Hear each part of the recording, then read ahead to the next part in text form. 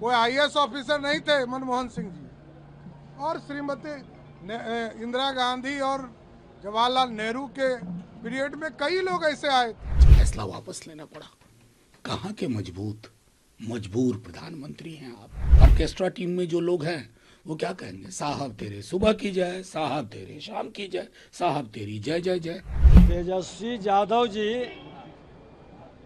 बहुत गरीबों के हितैषी हैं, दलितों के, कमजोर तबके के हितैषी हैं। राहुल गांधी जी को बधाई देती हूँ कि शाबाश, लड़ते रहो, तुम आगे बढ़ो, तुम्हारी एक ठोकर में 100 इनके लाभ लेकर चल। बहुत अच्छी बात। Manmohan Singh revenue secretary, finance secretary सीधा बने थे। कहाँ से आए थे? कोई आईएएस आईपीएस थे क्या? फैसला आज का नहीं है, ये कांग्रेस पार्टी का पाप था। कांग्रेस पार्टी ने इसी तरह, याद कीजिए, एक देश के प्रधानमंत्री हुए मनमोहन सिंह जी, 1976 में फाइनेंस सेक्रेटरी इसी तरह बनाया था। कोई आईएएस ऑफिसर नहीं थे मनमोहन सिंह जी, और श्रीमती इंदिरा गांधी और जवाहरलाल नेहरू के पीरियड में कई लोग ऐसे आए थे। लेकिन मैं तो धन्यवाद देता हूं प्रधानमंत्री नरेंद्र मोदी जी को, जिन्होंने इस पर तुरंत कार्रवाई किया। विपक्ष कह रहा है कि हमारे दबाव की वजह से। अरे विपक्ष तो बाहर में बैठा है ना, जब वो सरकार में थे तो नहीं किए, ये हमारा कहना है। हमारा सीधा आरोप है कि कांग्रेस पार्टी जब सरकार में थी तो उन लोगों ने इस पूरे फॉर्मूले को अपनाते रहने का काम किया, लेकिन मोदी सरकार ने सभी का सम्मान करते हुए उसको रोकने का काम किया। और कुछ लोग कल बिहार बंद का या देश बंद का अपमान किए हैं।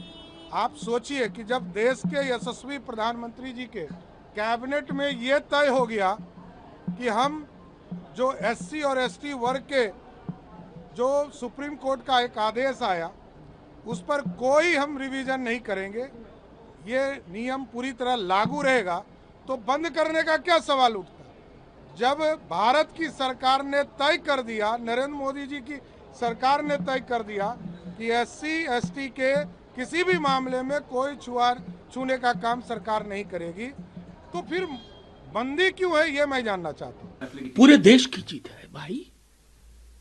तेजस्वी जी क्या है, नेता प्रतिपक्ष है ना, बिहार के सबसे बड़ी पॉलिटिकल पार्टी के। पूरे देश में हुआ, पूरे देश में लोगों ने विरोध किया, संविधान की किताब हाथ में लेकर विरोध किया। समझ में आया, आज फैसला वापस लेना पड़ा। कहाँ के मजबूर प्रधानमंत्री हैं आप। यूं ही फैसले लेते हैं बिना सोचे समझे, संविधान को दरकिनार करते हुए, प्रावधानों को दरकिनार करते हुए। सवाल तो अब ये उठेगा कि इससे पहले जो आपने लेटरल एंट्री में लोगों को लिया है वो कौन लोग हैं? क्या तब माना था? ये 240 के बाद का आंकड़ा, ये समझाइए लोगों को। क्या इसकी जांच की मांग करेंगे क्या आप लोग? नहीं, इसमें जांच किया, सरकार को फैसला वापस लेना पड़ा। हम कहेंगे इससे पहले जो लेटरल एंट्री में हुआ उसका ब्यौरा थोड़ा दे। अश्विनी वैष्णव जी परसों तक जस्टिफाई कर रहे थे, प्रधानमंत्री जी का विजन बता रहे थे लेटरल एंट्री। 2 दिन बाद कह रहे हैं कि सामाजिक न्याय के लिए प्रधानमंत्री के अंदर बड़ी पीड़ा। ये पीड़ा पैदा कब हुई, कब जन्म हुआ इसका, लोग सब समझते हैं। लेकिन हाँ, ऑर्केस्ट्रा टीम में जो लोग हैं वो क्या कहेंगे, साहब तेरे सुबह की जय, साहब तेरे शाम की जय, साहब तेरी जय जय जय। आपको लगता है कि एनडीए के साथियों ने भी दबाव बनाया? देखिए, जिस किसी को भी जनता के साथ लगातार संवाद है, जिसने कान नहीं बंद किया, आंखें नहीं बंद की हैं, तो वो इस तरह के तानाशाही मनोवृत्ति के फैसलों के पक्ष में खड़ा नहीं हो सकता। और जो खड़े हैं वो खड़ा होने लायक नहीं रहेंगे आगे। तेजस्वी यादव जी बहुत गरीबों के हितैषी हैं, दलितों के, कमजोर तबके के हितैषी हैं। वो घोषणा करें कि जो हम उसके हक को मार रहे हैं, ऐसे मानसिकता के लोग उसके लिए अपने अधिकार को उसके हवाले करेंगे? है हिम्मत?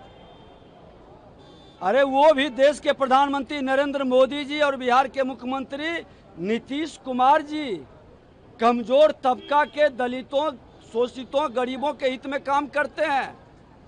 जो अपने पार्टी के अंदर दलितों को, गरीबों को बंधुआ मजदूर के तरह रखते हैं, वो आरक्षण की बात करने वाले बेईमानी कर रहे हैं। प्रधानमंत्री आदेश करते जाएंगे, विपक्ष में हमारा नेता राहुल गांधी बताते जाएंगे कि तुम्हारा गलतियां क्या है।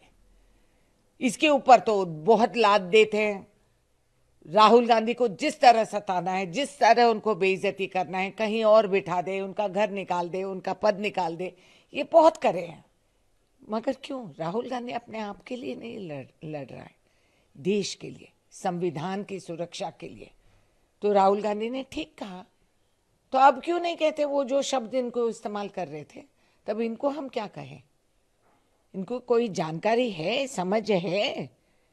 फर्जी डॉक्यूमेंट लेकर हम पढ़े लिखे बन गए तो बहुत मुश्किल होता है, क्योंकि ज्ञान रहना चाहिए, संविधान को समझना चाहिए, आपके रूह में वो रहना चाहिए जब आप इस पद पे आके बैठते हैं। तो मैं राहुल गांधी जी को बधाई देती हूँ कि शाबाश, लड़ते रहो, तुम आगे बढ़ो, तुम्हारी एक ठोकर में 100 इनकलाब लेकर चल। बहुत अच्छी बात है। तेजस्वी यादव को कुछ याद दिलाना जरूरी है। उनके पिताजी मनमोहन सिंह की सरकार में रेल मंत्री थे।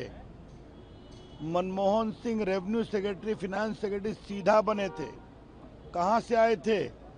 कोई आईएएस आईपीएस थे क्या? विजय केलकर बने वित्त सचिव, बाहर से आए थे ना। पूरे कांग्रेस का इतिहास भरा हुआ है। मोन्टेक सिंह अहलुवालिया कहाँ से आए थे? वित्त विभाग के बड़े बड़े सचिव बने, वो भी बाहर से आए थे। तेजस्वी बाबू थोड़ा होमवर्क करना सीखिए। यहाँ तो हमारे मोदी जी ने स्पष्ट कहा, पिछड़ों के हक पर हम कोई हमला नहीं होने देंगे। उसको कैंसिल किया जो यूपीएससी ने कोशिश की थी। उसी प्रकार से क्रीमी लेयर के सुप्रीम कोर्ट के फैसले को कहा, ये हमें मान्य नहीं है। एससी एसटी का हम पूरा सम्मान करते हैं। ये मोदी जी हैं। और वैसे क्या आरक्षण पर बोलते हैं तेजस्वी बाबू? आरक्षण का तो एकमात्र लाभ आपके परिवार को मिलता है, जहां पर पार्टी की नंबर 1 की कुर्सी आरक्षित है।